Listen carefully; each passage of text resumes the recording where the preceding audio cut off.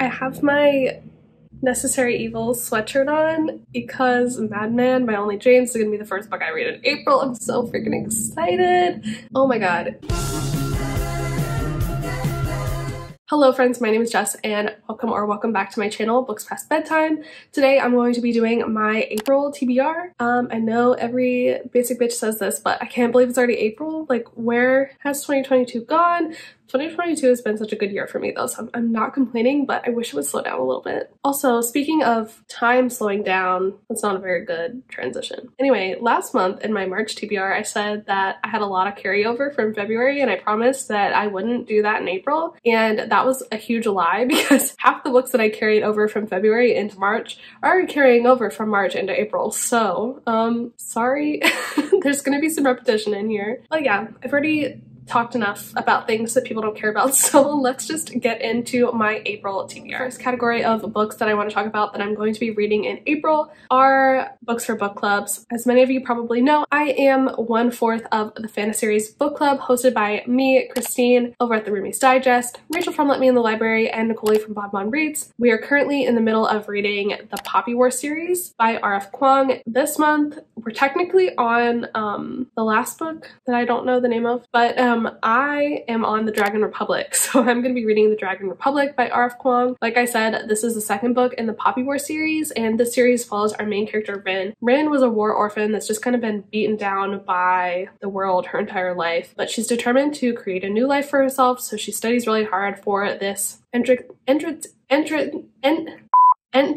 exam and gets into this very prestigious military academy to train to be a soldier. But in the middle of her schooling, war breaks out in her country and she is drafted into the military and has to go and fight for her country. I just recently finished the first book and surprisingly, even though I'm not a high fantasy girly, I absolutely loved it. I feel like it's like objectively a good book, just in the way it's written. It's so incredibly well done and immersive and just fully formed and fully fleshed out. It was an incredible read, so I'm super excited for the second book, and it's definitely not too late to join along in our read along for our book club. So if you're interested, the Discord will be linked in the description down below. We'd love for you to come and chat about the Poppy War series with us, and I believe that the next live show will probably be closer to the end of the month on Rachel's channel, so hopefully I'll make some kind of announcement on my community tab to let you guys know like where stuff's happening and that kind of thing, so keep an eye out for that. The live show date is not yet announced, so that'll be announced later in this month. And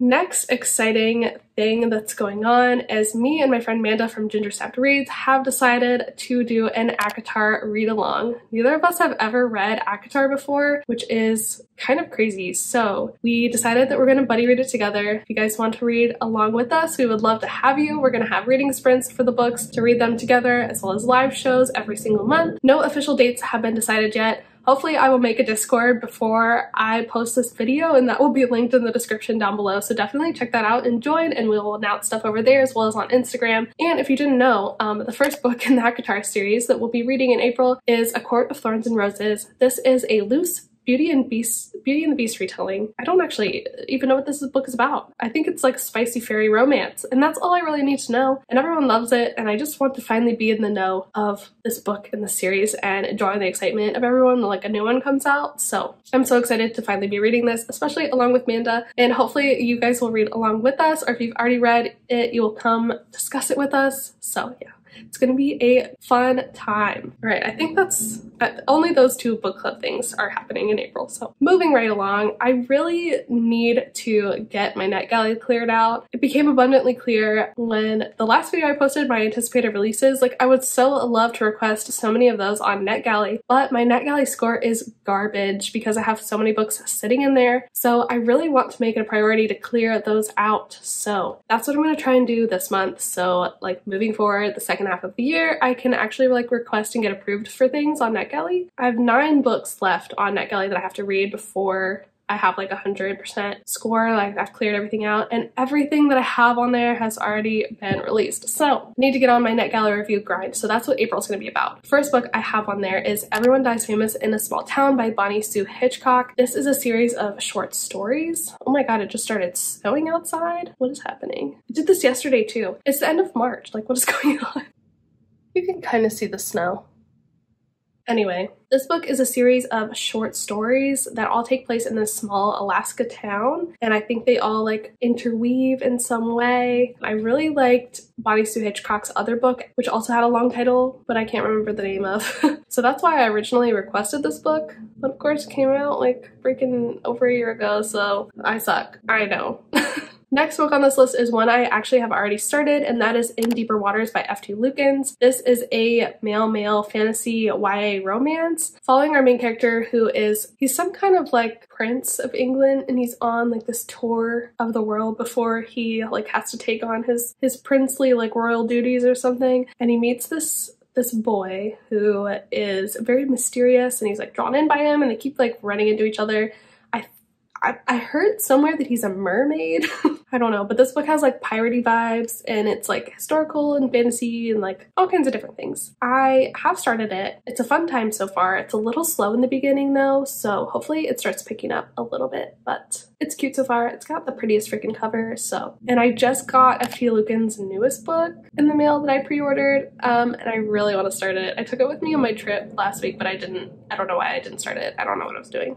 Next on the list is The Cost of Knowing by Brittany Morris. This is a YA fantasy kind of book, I think. It follows our main character who can see into the future, and he actually sees his brother's death, and so he's determined to fix this, to turn fate around before it actually happens. Sounds very emotional. I do have this one on audio from the library, so hopefully it'll be quick to get through that way. Next, I have a thriller to break up all of these YA books, which is another problem because probably if I was requesting books now, I would not be requesting YA books, so that's not something that I read that much anymore. It's hard to get through them. Anyway, I'm making excuses for my never-ending NetGalley TBR, but I do have Such a Quiet Place by Megan Miranda also on NetGalley. This book is set in this small town that was rocked by the murder of this husband and wife. Now everyone in this town, they're unable to sell their houses, like everyone is just shaken up by this murder, and the person that was originally implicated, her name was Ruby, she was one of the neighbors, her charges were dropped, she was released, she's back in town. Everyone is not happy about that because they really truly believe that she did kill this couple. Now everyone is suspicious of Ruby and what she might do next,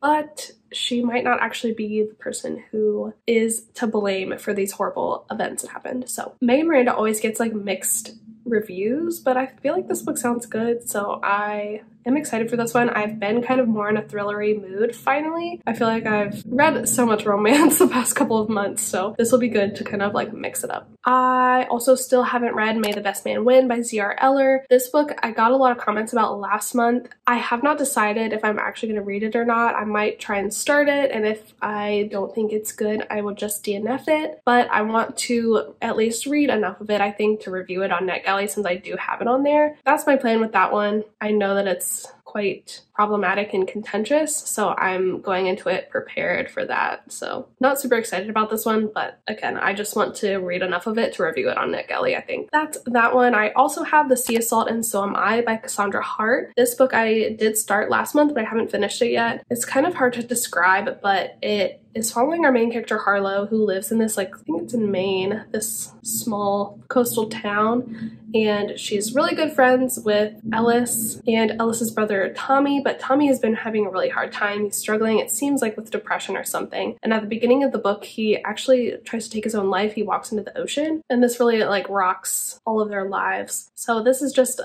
this is like a hard-hitting YA contemporary. I always like books with this kind of like seaside setting. This one almost sounds like it might have some kind of like magical realism aspect to it, potentially. So the little bit of it that I've read so far was good, so I am intrigued to continue this one. Probably my most damning book that I have on NetGalley is Written in the Stars by Alexandra Bellafleur. This book came out in November 2020, and I have it on NetGalley. I'm so embarrassed, like I cannot believe I've never read this yet. Anyway, this is a queer rom-com following these two girls who get into this fake dating scenario. So our main character Darcy is an uptight analyst, and she really wants her meddling brother to stop setting her up on blind dates. So she lies and says that her previous date was successful, but this comes back to bite her in the ass because the girl she went on the last date with, her name is Elle, she's an astrologer who does not like Darcy at all. But when Darcy begs Elle to play along, she agrees to save face because her and Darcy's brother work together. But the last thing they expect is to develop real feelings for each other.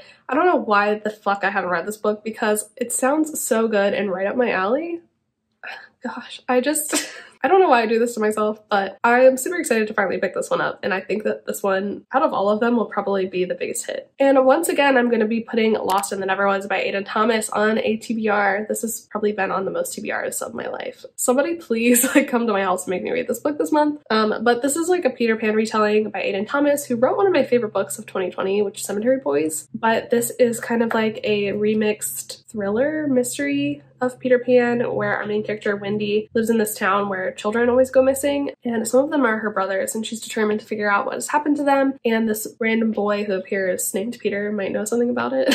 I did soft DNF this one when I started it last year, not for any particular reason, it just was kind of boring, but hopefully I can pick it up again and it won't be quite so boring, so we'll see. Hopefully it will be in my April wrap up and I'll let you know. And then last but not least, as far as my NetGalley books go, is It Had to Be You by Georgia Clark. This book follows our main character Liv, who runs his wedding planning business with her friend Elliot, but when Elliot tragically dies, he leaves half of the business to his girlfriend Savannah. Liv and Savannah are not a match made in heaven. They really don't hit it off. They don't like each other. But I think it turns out that as they begin to work together and spend more time together, they develop feelings for one another, and it sounds cute and interesting. So I have gotten burned before with NetGalley though, where I think a book is going to be a female-female romance and it was very much not. So hopefully that's what this book is, because it sounds like it to me and it sounds cute and heartwarming and maybe a little sad, and yeah, hopefully I like it. Hopefully it's good. Okay, and then I have still not completed many of the videos that I wanted to complete. So I still have books that I have to read for those videos that I mentioned last month, that I mentioned in February. Will I ever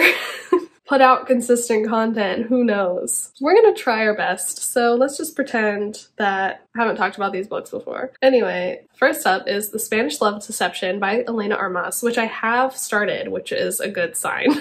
Better than last month. But if you didn't know, this book is following our main characters Catalina and Aaron. Catalina really needs a date to her sister's wedding in Spain because her ex-boyfriend is going to be there. He's like one of the groomsmen, I think, and he is bringing his new fiance. So Catalina has to prove that she has also moved on with her life, even though she hasn't.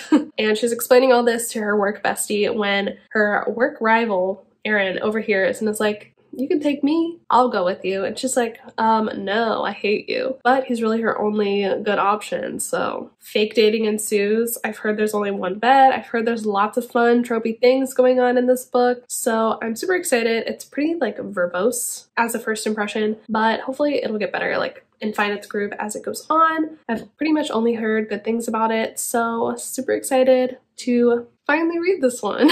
I also have some Colleen Hoover books left on my list to read. So one of those is Ugly Love. This follows our main characters, Miles and Tate. They don't want anything serious, so they decide to strike up like a friends with benefits kind of deal, but then friends with benefits turns into friends with benefits with feelings. That's the romance, I guess. I did hear that this one has a taboo element to it. I feel like I hear something new about this book every time I put it in a TBR, so I have some new tea to share. But I was kind of shocked. I was like, oh, didn't think Miss Colleen would go there. I don't know if this intel is accurate. Chase might be lying to me, I don't know, but this book has so much like interesting discussions going on all around it, so I'm excited to finally pick it up. And it's so short, like I need to just read it. I don't know. Colleen Hoover's been hit or miss for me so far, so hopefully this one will be a hit. And hopefully Regretting You by Colleen Hoover will also be a hit. This one follows a mother and daughter duo, Morgan and Clara, and they don't have the best relationship. They don't get along super well, but they kind of have to come together to rebuild their lives when their father/husband passes away tragically. And I think they also have their own kind of like separate romances potentially that we follow. I'm super interested in the mother-daughter aspect of this book. Reminders of Him by Colleen Hoover was my favorite that I've read so far by her. It was 5 stars, and that dealt with like more emotional, hard-hitting family issues. So I feel like this one will be a winner for me, you know? Yeah. I'm just gonna breeze through these next 3 as well because they were also on February's TBR and also on March's TBR. The first of which is Love and Other Disasters by Anita Kelly. I will finally read this book this month.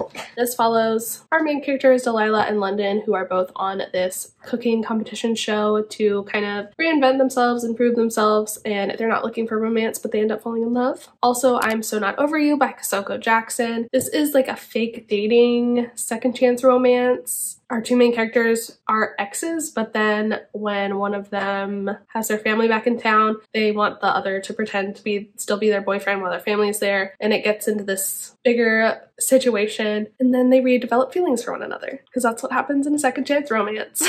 And then finally, Delilah Green Doesn't Care by Ashley Herring Blake. How have I not read this book already? I don't know. Especially because Amanda just gave it 5 stars. Like, I'm freshly excited to finally read this book. It follows our main character Delilah, who comes back to her hometown to photograph her stepsister's wedding, and there she meets, I think her name's Claire. They like don't get along at first, but they team up to, I think, try to convince Delilah's stepsister not to marry the guy that she's gonna marry or something. And they develop feelings for one another, and it's supposed to be pretty cute and fairly steamy. So I have never rated an Ashley Herring Blake book less than 5 stars. So I'm super excited. I know I keep saying this, but I am very excited to finally read this book, and I hope that her first like adult romance lives up to my expectations for it because I have such high hopes. I think it's gonna be great. And then those 3 books are a part of this vlog where I'm gonna read like most anticipated queer romances of 2022. So I decided to just throw in Master of Mayhem by Saxon James into that vlog as well because I know I'm gonna be screaming about this book, so I feel like it'll be fun vlog content. But yeah, I talked about this book last month because it just came out like a couple days ago, but I haven't gotten a chance to read it yet, so I'm definitely gonna read it in April. It is the 2nd book in Saxon James like Frat Wars series, and it's about boys in frats in college falling in love together. The first book was so good. Like, I thought it was so much fun. I think it was the first book I read this year, which very fitting. I love that for me. So it follows Robbie and Brandon. Robbie is a social chair of the frat. He kind of wants to experiment, if you will, with his sexuality. And the last person he thinks will volunteer is Brandon, but Brandon does volunteer. Brandon is like the risk chair. He's like buttoned up and like the one who always has to play like bad cop, you know, at the parties, but he's bored. And so he wants to give this thing with Robbie a shot. And then they have feelings. I'm so excited. I really love Saxon James and everything that she has written that I've read. So I can't wait for this one. It's just like a campy fun time and I'm so excited. And that's everything I think I'm going to include in videos. I do have a couple more books that I would like to talk about that I'm hoping to read in April. One of those is a book that I'm currently in the middle of, and it is called The Barbarian's Vow by Kiara Andrews. Now, Kiara Andrews is a major reason why I didn't read any of my my March TBR, because I read Kiss and Cry by her, and it was like the slow burn book of my dreams. So I started reading a lot of her backlist, and this is one of them. This is exactly what it looks like. This is actually the 2nd book in a duet. So the first book was called Wed to the Barbarian, and it is like a marriage of convenience, historical fantasy romance. Exactly what it sounds. Our man Prince Jem is arranged to be married to this man who is considered to be a barbarian by the people in this kingdom, but actually he is great. They've kind of got like an age gap, like touch him and you die kind of thing, forced proximity, only one bed, all the good tropes. And they end up falling in love, but the first book ends in this huge cliffhanger. So I have started reading this one. I'm like 25% of the way through. The whole entire 25% so far has been Cater, who is the barbarian, groveling to Jem because he broke his heart in the first book. The groveling is real. Oh my god. It is very much slow burn. I know they'll get back together like it's a romance, but it's killing me. It's very angsty. I had to put it down for a little bit because it's so angsty, but I am really loving it. I love Jem and Cater as characters. They're like opposites, but they work so well together and they're so cute, and it's a fun time. I love it. don't judge me. The reason that I'm wearing the sweatshirt that I mentioned in the beginning of this video is the 5th book in the Necessary Evils series, Madman, is coming out on March 31st, so it will definitely be the first book I read in April. I actually have already started reading it because I'm a very loyal patron of Miss Only James and she's been like posting chapters on her Patreon, so I have read up to like chapter 18, I think is what she's posted so far. So I don't know, most of the way through this book. I can't decide if I want to start it from the beginning or not. Like, I feel like there might be more edits and things. So I kind of want to start from the beginning, but I haven't decided. I am liking this book so far, but it's a lot of sex and not as much plot as her other books, which is a little bit sad to me because I like these books so much because they have such good plots and they're hilarious. But yeah. If you didn't know, this book is the 5th in this companion series following the Mulvaney family, just why this says property of the Mulvaneys, don't touch. And the Mulvaneys are psychopath serial killers, and it's all of their romances. But they're good serial killers because they're like vigilante murderers. They just kill the bad guys and the bad gals. So yes. We love them, and I love these books so much. Like, even though I complained about this one a little bit, it's amazing. I don't really care. Anything Only James writes gets 5 stars for me, pretty much. Her brand of humor is my brand of humor, and I love the vigilante killer things, and there's always a good like true crime-esque plot, and the romances are always so good. Just tropey and wonderful and fun and very like touch 'em and you die. Literally touch 'em and you die. Like, I will kill you. So we love an overprotective hero in this house. Very excited for that book to come out, and we'll definitely be reading the shit out of it. Seriously though, somebody please read this series with me. I'm begging you. I need somebody to scream about it with. Please, someone, please. I need a friend. I desperately need a friend. Okay, anyway. And then last but certainly not least, I'm going to be buddy reading Things We Never Got Over by Lucy Score with my booktube best friends Amanda and Caroline, and I don't even know what this book is about, so hold please while I read the description.